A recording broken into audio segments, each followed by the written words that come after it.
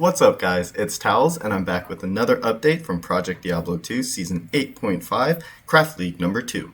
You might notice a new look with this Bladesin that I've been working on, so I did craft a big weapon for this, and like I said, that decided what class I was going to roll next, and I've been very excited to play this build anyway. Have not tried it just yet. It's currently day 7 of the ladder, and I'll start with some highlights so far. Some sorceress updates, and this Bladesin showcase, of course. So I will show some gameplay of taking down Uber Trist at the end. So hope you enjoy, and don't forget to like and subscribe for more.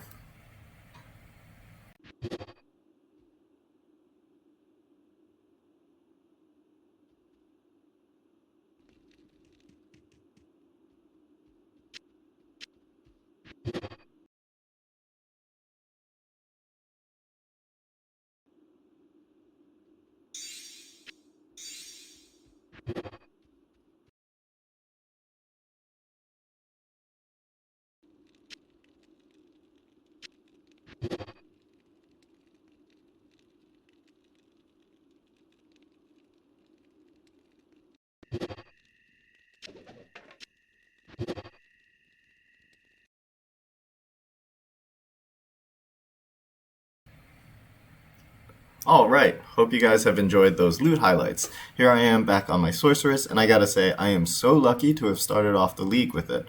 People have found that the most efficient way to farm crafting materials is to spawn loot goblins by teleporting around the game. I noticed this when rushing people as well. Loot goblins seem to spawn based on the number of tiles revealed in a game, so as long as you're covering a lot of map, they will appear, and Sorcerer's Teleport is absolutely OP for it. In the latest patch, they also buffed map spawns of the loot goblin event, so that's a great way to go about it too. You just need to have good clear speed in maps. It is hard to get there this season. If you notice your progress has slowed down, just remember it is hard mode in this league, but keep farming and you will get there. Another update from the patch is the new cube recipe for reusing bases. So using runes Ko through Pull allows you to reroll a crafted base, turn it back into magic, and then be able to craft with it again. So one thing to keep in mind though is the crafted A level. So in my loot filter, I'm using Kasahi's loot filter here, you will see the crafted A level. It's right beneath the base speed mentioned on this item. So for weapons at least, you do want to aim for a crafted A level of 87. That allows you to roll the visceral affix for every item. So that is the enhanced damage up to 400 ED on a single affix. So that is the goal to keep in mind there. Anyway, so I will quickly mouse over my gear. If you want to pause the video at all to take a closer look, feel free. But just to say that even with the gear on my sorceress, I am still running around 20-minute maps with it, and so I'm really excited to have rolled a new Bladesin based on the claw that I had crafted for it. Turns out I also found a really sick dagger for it, so I have 2 weapon options for it, but I'll get into that. Here we go guys, my new Bladesin. I've been looking to try out this build since Season 8, so I'm super happy to have crafted this weapon. It's a big one, because Blade Sentinel scales very well off of both plus skills and enhanced damage. So the weapon damage here isn't massive at 306 ED with jewels in it, but the plus 5 to Sentinel is huge. So that's the main reason I rolled this assassin. Yes, it is not slammed, but I will fix that in this video. I also have a dagger and claw setup as my backup, which does similar damage. Both of these weapons I will put low runes into as soon as I slam this and figure out exactly how I'm going to be moving forward.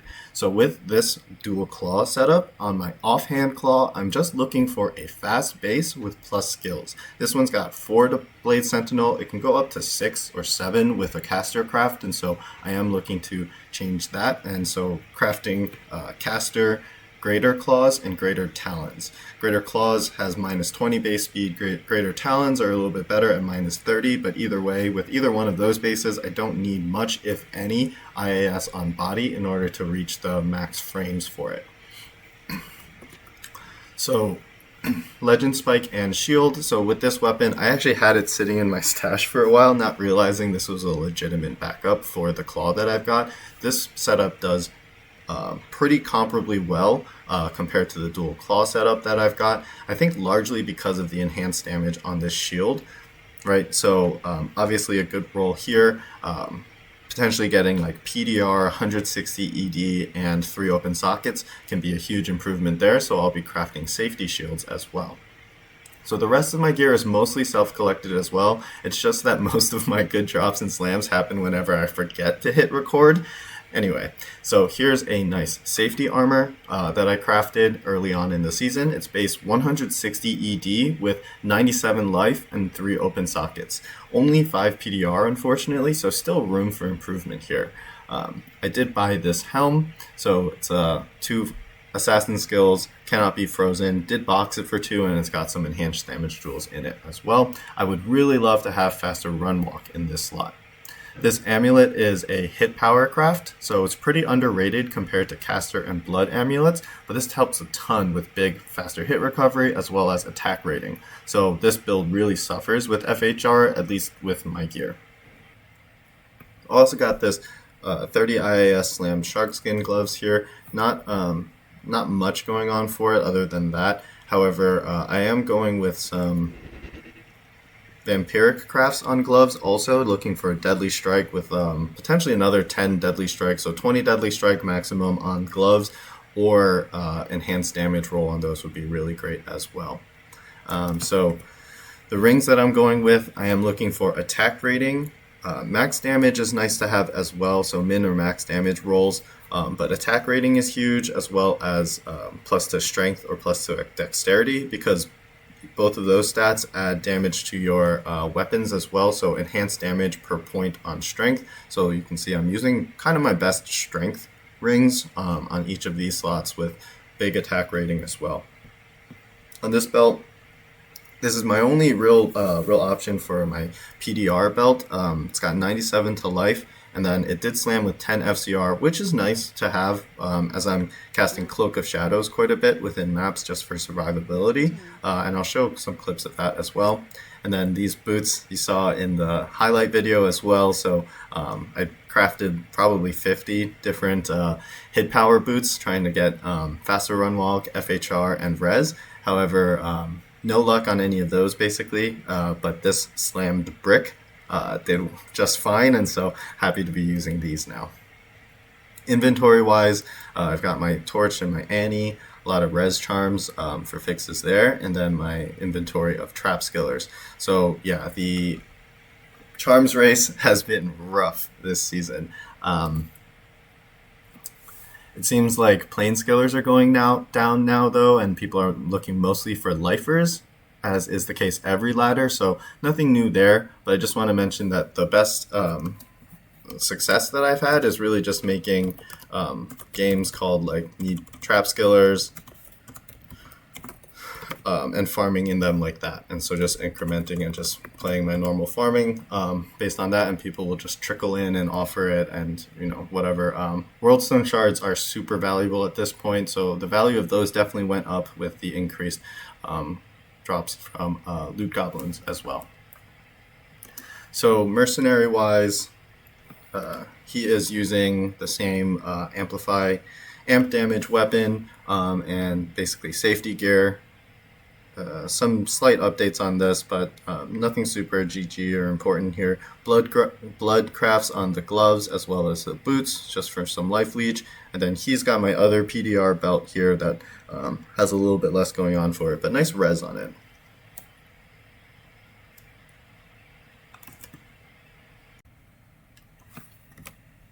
Skills wise, it's pretty straightforward for this build. You're going to max all of your Blade Sentinel, Blade Fury, and Blade Shield skills, as well as Claw and Dagger Mastery. After that, it's a little bit up to you if you want to pump points into Burst of Speed or if you need Fade to get through Hell.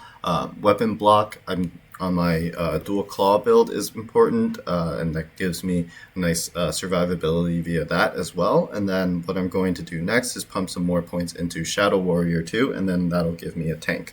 If I do go with the claw and dagger setup, depending on the slam on the claw, so if I use the dagger and shield setup, then I'll have more points to put into Shadow Warrior because I won't need weapon block. Stats wise, I am going max Vit and just enough to strength and dexterity to equip my gear. However, if I did go with the shield, I would consider dexterity for max block. However, I don't have a mod on my shield, so it would really take a better shield for me to really consider that. Otherwise, it's too much HP that I'm sacrificing for it. So just some things to consider there. All right, so before I get into the slam for this claw, I do want to give a huge shout out to the Assassin Discord channel on the PD2 Discord, especially Callie and Sib, huge contributors over there, as well as Fixion for the Reddit build guide and damage calculator. So the tooltip is largely inaccurate here. It might be okay as far as telling you like which setup is going to potentially be better, but the way it calculates the skill damage is wrong technically. So the best thing I found is to really just test it out. But yeah, so this claw obviously still unslammed. I know that's bothered Helion a little bit. I think he's been waiting for the results on that. So if he's watching, I'll let you know the results as well.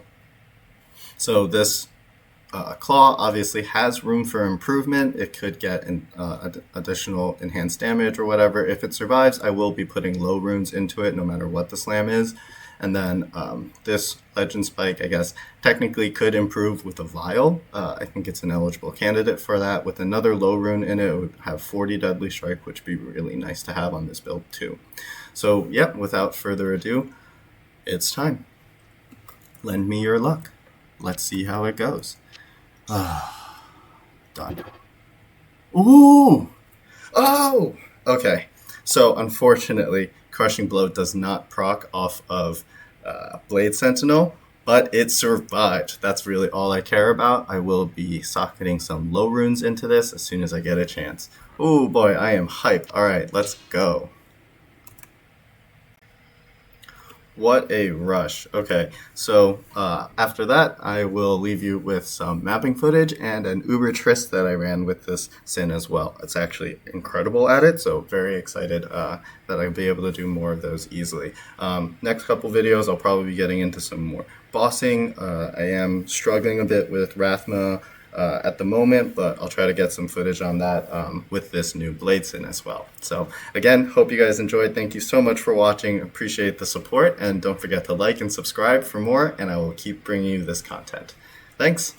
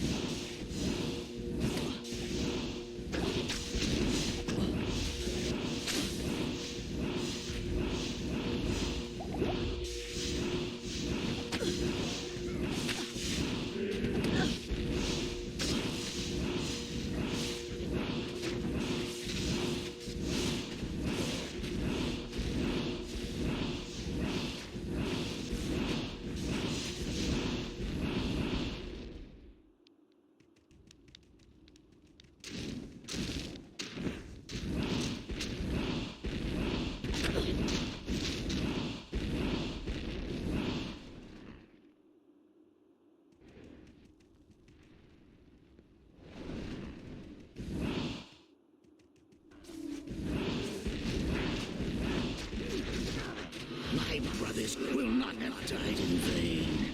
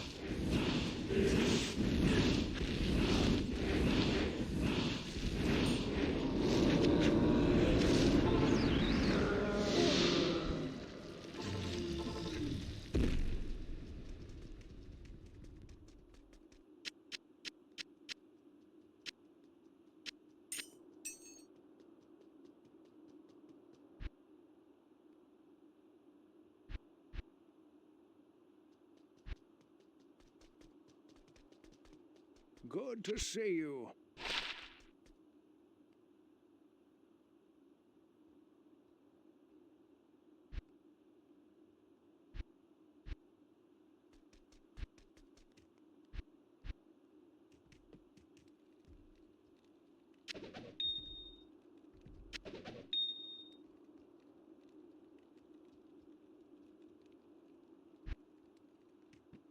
Not in town.